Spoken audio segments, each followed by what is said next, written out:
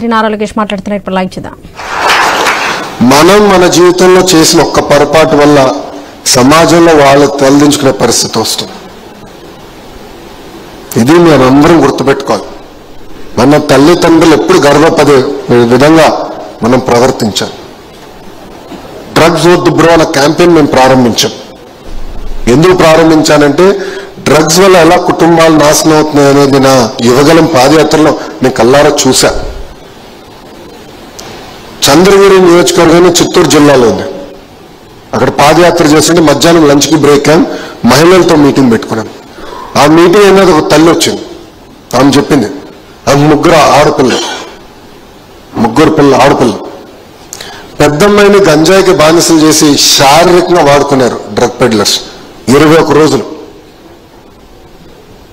ఆమె అన్నది నేను నాకు డబ్బులు ఇవ్వదు ఏమవ్వదు, సిఎంసి వెల్లూరుకి ఫోన్ చేసి డి అడిక్షన్కి కొంచెం వెసులుబాటు కల్పించండి, లేదంటే మా పెద్ద పాపని చంపుతాను, అప్పుడన్నా మా ఇద్దరు పిల్లలు బాగుపడతారు కదా, పాడవరు కదా అంటే ఆ తల్లి ఆవేదన బాధని కల్లారా చూసా. ఈరోజు డ్రగ్స్ వద్దు బ్రో అనే క్యాంపెయిన్ సీరియస్గా తీసుకుంటున్నాం. 100% రిజల్ట్స్ వచ్చింది నేను అన్నట్లా. కానీ ముందు మీరు చూస్తారు డ్రగ్స్ పైన యుద్ధం మన ప్రభుత్వం చేస్తుంది. ఇది మీకు ఎందుకు చెప్తున్నానంటే కాలేజీకి వెళ్ళినప్పుడు పొరపాటున ఎవరిని సేవించినా మీకు ఆఫర్ చేసినా చాలా సీరియస్గా తీసుకోవాలి.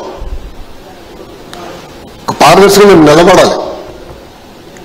క్షణిక ఏదో బాగుంటుంది మత్తు బాగుంటుంది అనుకునే తప్పుగానే చేస్తే ఇబ్బంది పడేది మనమే కాదు మన తల్లిదండ్రులని మీరందరూ దయచేసి గుర్తుపెట్టుకోవాలని కోరుతున్నాం. ఫ్రీడమ్ అనేది డబుల్ ఎడ్జ్ స్వర్డ్. మంచి ఉంటుంది, చెడు ఉంటుంది. మనం తెలుసుకోవాలి, నేర్చుకోవాలి. ఈరోజు మీరు ఈ స్థాయికి వచ్చారంటే మీకున్న పట్టుదల డిసిప్లిన్ వల్ల వచ్చారు. ఇది ముందు కొనసాగించాలి.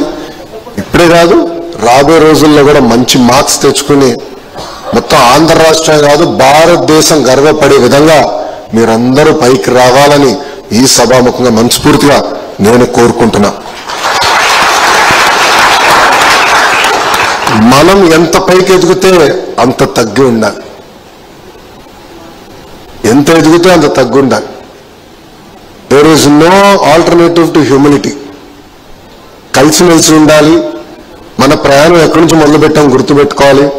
ఇది చాలా చాలా మనందరికీ అవసరం. చుట్టుపక్కల మంచి మెంటర్స్ పెట్టుకోండి.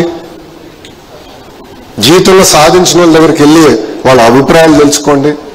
వాళ్ళ దగ్గర నిరంతరం నేర్చుకోండి.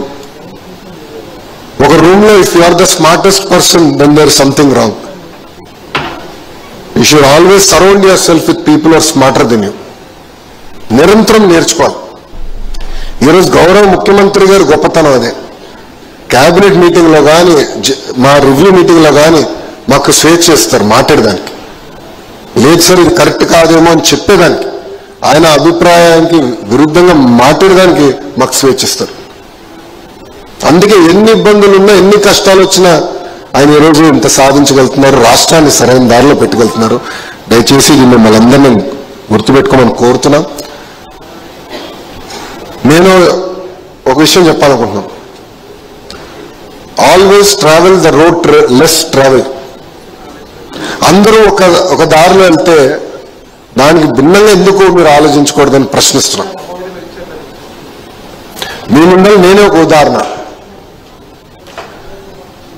తెలుగుదేశం పార్టీ ఎప్పుడు గెలవని నియోజకవర్గం అంటే ఆవిర్బందరు ఒకసారి గెలిచిన నియోజకవర్గం మంగళగిరి నియోజకవర్గం. 1985లో మేము ఒకసారి గెలిచినాం. దాని తర్వాత గెలవాల. గౌరవ ముఖ్యమంత్రి గారు నన్ను అడిగారు మంచి సీట్లోనే కంచుకోవటం సీట్లోనే నువ్వు అక్కడికి వెళ్ళొచ్చు కదా అని. నేను ఒకటే చెప్పిన ఎప్పుడు గెలవని నియోజకవర్గం అండి, గెలిచి చూపిస్తాను సార్ అన్న. ఓడిపోయా. 2019లో నేను ఓడిపోయా. అందరు చూస్తుంటారు చాలా మంది ఎగతాళి చేశారు, అన్ని రకాలుగా మాట్లాడారు. కానీ నేను ఏనాడు పట్టించుకోలేదు. ఎందుకంటే లక్ష్యం పెట్టుకున్నా. ఆ లక్ష్యం గెలుపు. వీళ్ళు ఊరికే అరుస్తున్నారు, ఇదంతా గోళ. నేను ఏనాడు పట్టించుకోవాలా, ఏనాడు అధైర్యపడలా.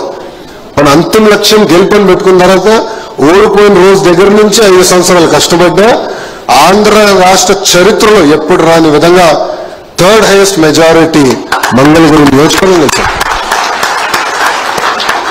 ఇప్పుడు అచ్చెన్న గారు చెప్పారు.